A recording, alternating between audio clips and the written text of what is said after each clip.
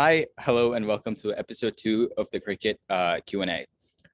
This is me, Pranavish, and we have Sai here, and I'm going to ask some questions to him. So my first question to you, Sai, is that do you think we should have had at least one left-arm pacer in the squad? Well, yeah, I think it'd definitely be helpful as it has a lot of variety to your bowling without taking any argued risks. It's still 5 bowlers, but having one lefty option is really good. If you have, let's say, 4 right-handers, seam or spin, doesn't really matter. If you have one lefty, it just completely changes the batsman's mind and it helps your captain. It gives them the option to, go to your left arm bowler. Okay, so following on to that answer of yours, I'll give you 3 options, and then you have to pick one left-arm pacer that you know who would do good. Number one is Harshdeep Singh, Punjab Kings. Number 2 is Tangaraso Natarajan. I know your answer. Number 3 is Khalil Ahmed.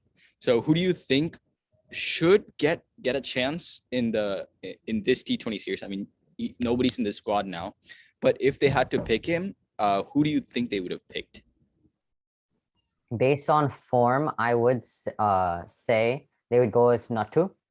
But if they're looking long term, they would go Arshdeep Singh. First option out is Nattu because he's the most experienced left arm seamer we have right now in franchise cricket, at least. He's played inside Mushtaq Ali Trophy, Tamil Nadu Cricket League. He's played IPL for Sunrisers Hyderabad, and he's done really well in all 3 of these leagues. But I would say Arshdeep Singh is an option for the next generation of cricketers. Moving on to the third question, what as of you is really important for this team to try out without Virat Kohli in the squad? I'm just talking about this New Zealand series. Whatever Rohit Sharma feels like, I guess, because he's the new captain, everything's under him. He has to do it. The team has to do it, he says. So it's whatever he feels like, to be honest. Simple as that.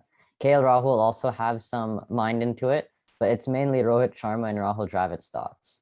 It's probably going to be at least a little different from Ravi Shastri and Virat Kohli's captaincies, but yeah, it's really simple, to be honest. Just listen to what Rohit Sharma and KL Rahul have to say. And trust me, Rohit Sharma and Virat Kohli are 2 completely different people. So their mindsets in cricket will be completely different as well. So that while I was asking that question, another question came up to my mind. It's a pretty controversial question. So we have the World Cup coming up.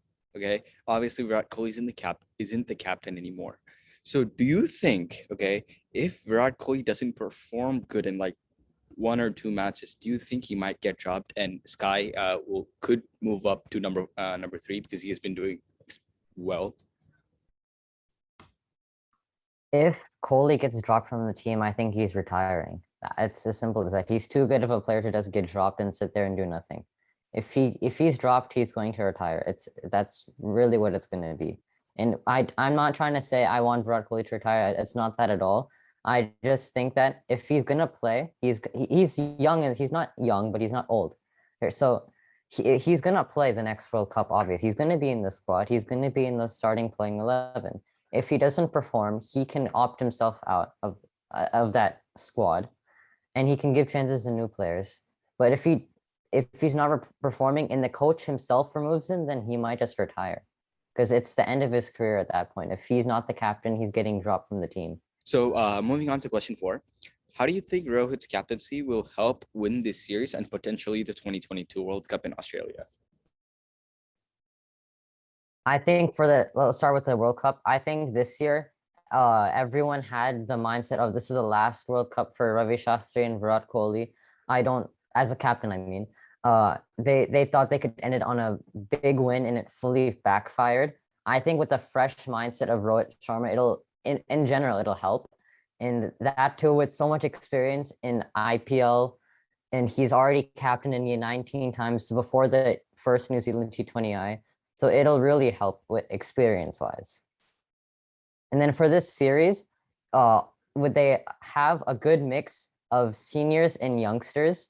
So I think Rohit Sharma is one of the best people at organizing the youngsters in the seniors well, and especially Rahul Dravid, because he knows all the under 19 folks who have just made it to international cricket. So he knows all those folks really well. So I won't be surprised if he makes some choices that none of us would think, because he knows those players more than we ever will, because of he's coached in U19. So he knows it better than us. That's a good answer. So moving on to the last question, probably could be your favorite question. What are your expectations on Rahul Dravid's coaching? It's good. It's good. He's obviously, as I said before, he's coached the U19 many times. He's led them to a World Cup victory under the captaincy of Prithvi Shaw. And as I said, these same under 19 players are in the international cricket for Team India now. So it's just the same thing that will repeat for Rahul Dravid over and over again. And the same players will keep coming to his side, because these players are getting older, and so is Rahul Dravid. So it's just the same thing. So and obviously Rahul Dravid with these players, they know them really well. They have a really good relationship with each other. So I think it's just the same thing. Okay. Well, that's that for this video.